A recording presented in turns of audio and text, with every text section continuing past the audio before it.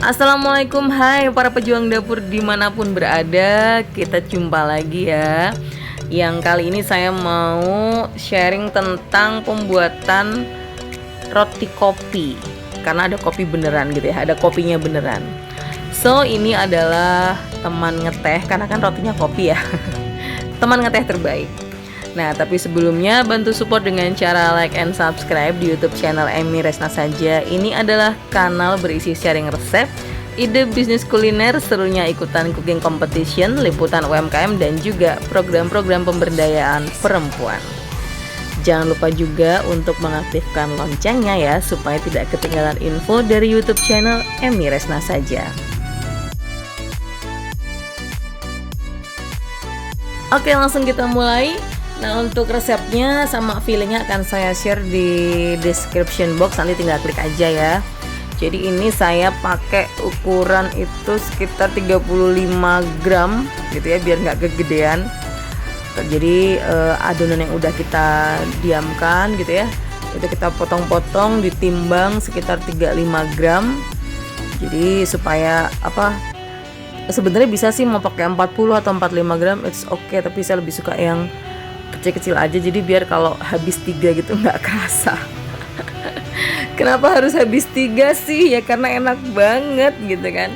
Nah, ini tahapan pertama teman-teman, ini penting banget kalau untuk pembuatan roti. Jadi mesti dilakukan namanya proses rounding ya. Jadi kita sebenarnya untuk membentuk alur atau serat dari rotinya itu sendiri gitu kan.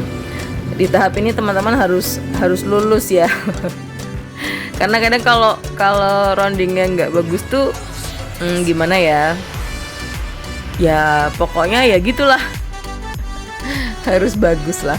Ini tantangan untuk membuat roti, tapi ini adalah tahapan yang menurut saya penting banget gitu kan. Jadi selesaikan dulu rounding untuk semua adonan yang sudah ditimbang. Ini sebenarnya kalau untuk rounding itu bisa pakai 2 atau beberapa cara gitu ya. Kalau saya biasanya tadi yang dilipet, terus kayak gini kan dilipet, nanti pakai alas tangan, telapak tangan kiri gitu kan, terus dibentuk, diputer sambil kita kayak memadatkan tapi pelan-pelan gitu kan. Atau juga ketika proses untuk muternya itu bisa pakai alas yang dari mejanya seperti itu. Pasti teman-teman sudah lebih mahir dari saya ya enggak? Ini saya hanya pakai adonan kecil ya, cuma sekitar 250 sampai 300 gram karena mixer CDI saya itu lagi error, jadi nggak bisa untuk muter, jadi otomatis terganggulah proses pembuatan rotian gitu ya. Nah, kalau sudah nanti diistirahatkan dulu sekitar 15 sampai 20 menit. Terus kita bikin seperti ini. Jadi kayak dipipihkan gitu untuk ngilangin gasnya gitu ya. Kalau sudah dibentuk sesuai dengan selera, bisa bulat, bisa agak lonjong atau apapun itu gitu ya. Nah, ini saya pakai fillingnya juga sederhana banget. Sebenarnya cukup butter dingin sih, tapi saya tambahin keju gitu ya.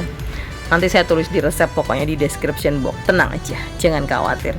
Lakukan sampai habis. Nah, sama ini juga perlu dicubit-cubit sampai kita gemes gitu ya. Cubit aja gitu. Nah, kalau sudah sama kayak proses rounding tadi, tapi yang ini sudah pakai isian ya. Nah, kira-kira seperti ini. Terus kita diamkan lagi sampai kurang lebih sekitar 30 menitan gitu ya. Kalau sudah, nanti kita beri, kalau untuk roti yang khas kopi ini kan biasanya toppingnya tuh kayak ada aroma kopi. Nah, itu ada di topping yang ini. Jadi bentuknya kayak nggak yang padat banget, juga nggak yang cair banget, nggak terlalu tapi masih lembek gitu ya. Nah, kita tinggal puter-puterin gini seperti ngebentuk obat nyamuk. Obat nyamuk. Diacak-acak juga boleh dibentukin itu, tapi kan sebenarnya nanti dia akan leleh, terus akan nutupin dari rotinya itu sendiri gitu ya. Saya pakai suhu 180 derajat atas bawah. Waktunya sekitar 17 menit, tapi nanti biasanya kalau untuk yang jenis topping ini tuh atasnya tuh perlu di extend waktu gitu. Jadi biar dia agak-agak sudah agak lebih set gitu ya. Jadi nanti kan teksturnya tuh atas itu kayak crunchy gitu, tapi dalamnya tetap lembut gitu ya teman-teman. Pokoknya sesuaikan dengan oven masing-masing supaya hasilnya maksimal. Ini dia, penasaran? Aduh, kayaknya ini tuh Pokoknya enak banget lah, apalagi kalau habis mateng ya.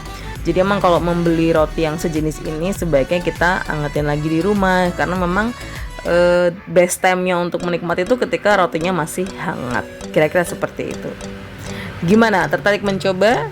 Selamat mencoba ya. Nanti sharing-sharing ke saya juga, atau bisa share tag saya juga boleh, bisa mention juga, silahkan. Semoga resepnya bermanfaat dan bisa dipakai untuk usaha. Terima kasih. Ini dia rotinya. Kalau untuk pengemasan, teman-teman bisa pakai cara seperti ini ya. Jadi dikemas individual gitu kan.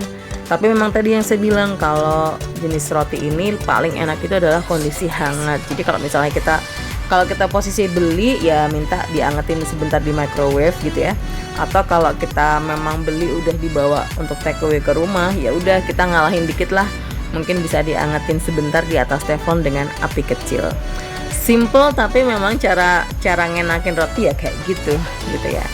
So, terima kasih sudah menonton tayangan ini. Kita ketemu lagi di tayangan-tayangan berikutnya ya. Sampai jumpa.